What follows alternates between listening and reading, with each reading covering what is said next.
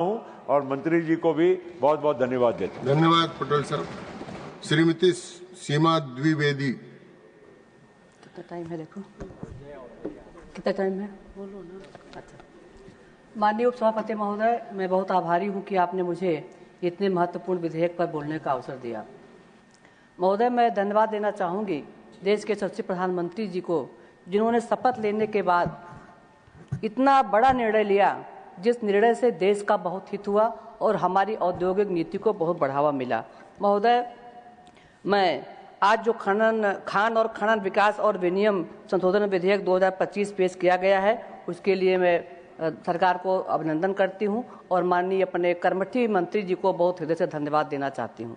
महोदय, देश ने यूपीए की सरकार को देखा है कि उनके ज़माने में किस तरह से देश में खनन क्षेत्र में कितना बड़ा बड़ा घोटाला किया गया, और महोदय उस घोटाले में कानून में ऑक्शन के खदानों का आवंटन करने की व्यवस्था नहीं थी, जिसका भरपूर लाभ उठाते हुए अपारदर्शी और पक्षपाती तरीके से खदानों का आवंटन हुआ, जिसका खामियाजा खनन क्षेत्र और पूरे देश की अर्थव्यवस्था को अनेकों वर्षों तक झेलना पड़ा। महोदय, कांग्रेस के ज़माने में, महोदय आप जानकार हैं, आप स्वयं में बुद्धिमान हैं, आप बहुत कुछ जानते हैं।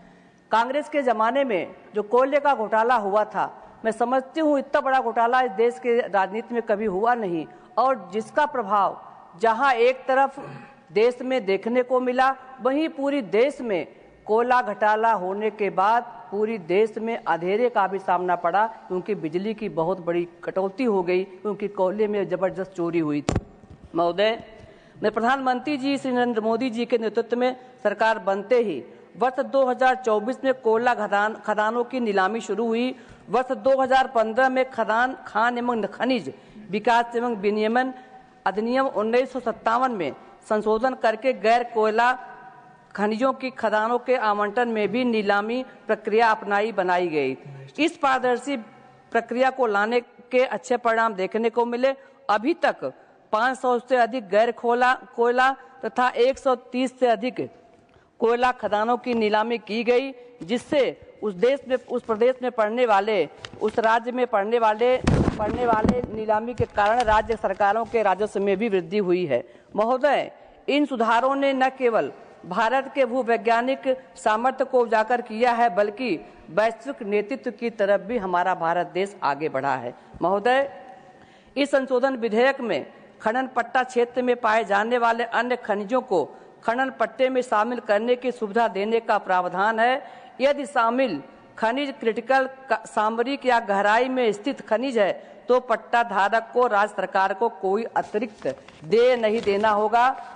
इसका एक केवल रॉयल्टी देकर इस क्रिटिकल सामरिक या गहराई में स्थित खनिजों को पट्टा धारक निकाल सकेगा। और महोदय, मैं समझती हूँ ये बहुत बड़ी सफलता है। हमारे कुछ खनिज जो बहुत गहराई में होते हैं, उसको निकालने के लिए तमाम मेहनत ज़्यादा करनी पड़ती है, लेकिन उसके लिए खाली रॉयल्टी का प्रावधान किया गया है।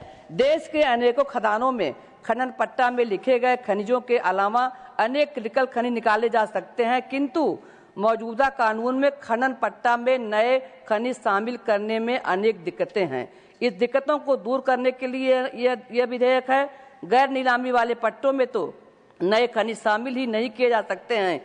इन सब दुविधाओं के कारण पट्टेदार द्वारा ऐसे महत्वपूर्ण खनिजों की उपस्थिति की रिपोर्ट ही नहीं की जाती है, बल्कि इन दुविधाओं से बचने के लिए इन संशोधन विधेयक में प्रावधान किए गए हैं। महोदय, मैं आपसे ये भी कहना चाहूँगी, जो हमारे खनिज गहराई में होते हैं, जैसे सोना, चांदी, तांबा, जस्ता, सीसा, निकल, कोबाल्ट, प्लेटिनम समूह के खनिज, हीरे आदि की खोज और खनन सतही खनिजों की तुलना में अधिक कठिन और महंगा होता है। इसी कारण कुल खनिज उत्पादन में गहराई वाले खनिजों की हिस्सेदारी बहुत कम है। देश इन खनिजों को आयात पर काफ़ी हद तक निर्भर रहता है, क्योंकि ये बहुत ही गहराई में पाए जाते हैं। इनको प्रयास करने में काफ़ी दिक्कत का सामना करना पड़ता है। महोदय, इस संशोधन विधेयक का सबसे महत्वपूर्ण प्रस्ताव राष्ट्रीय खनिज खोज न्यास का दायरा बढ़ाने वाला है। माननीय केंद्रीय वित्त मंत्री जी ने 2024-25 के केंद्रीय बजट में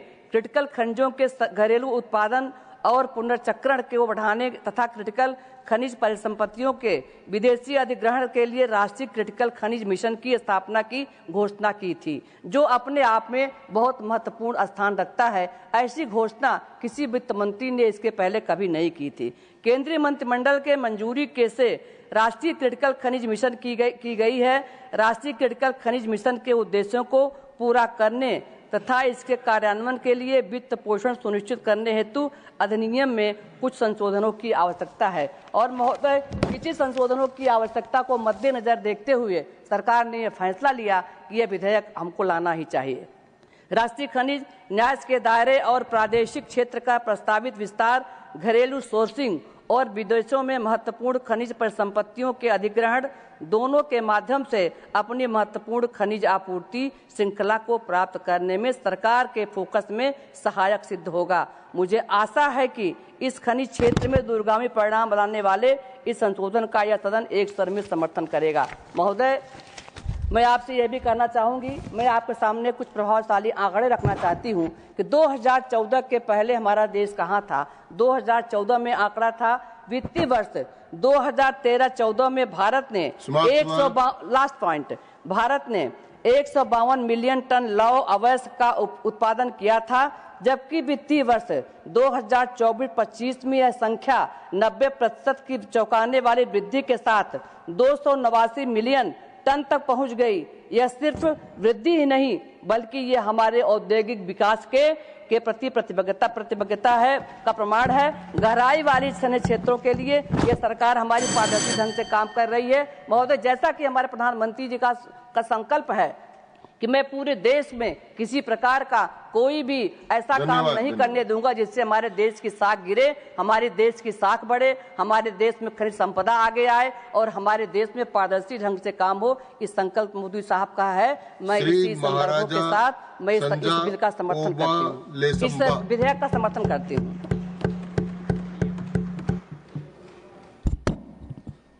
Thank you, sir. Thank you, sir, for giving me